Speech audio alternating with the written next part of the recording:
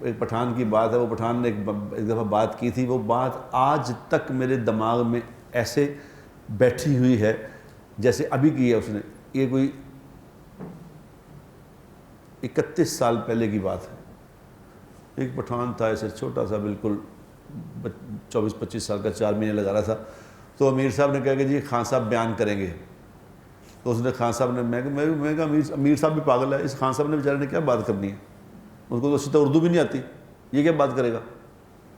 لیکن اس نے ایسی بات کی اس بچے نے کہ آج میں کہ 31 سال بعد میرے دماغ میں وہ موجود ہے، دل میں بھی موجود. اس نے کہا بھائیو، دوستو، بزرگو، اللہ تبارک و تعالیٰ نے اس دنیا کو مقدر سے جوڑا ہے اور آخرت کو مشقت سے جوڑا ہے.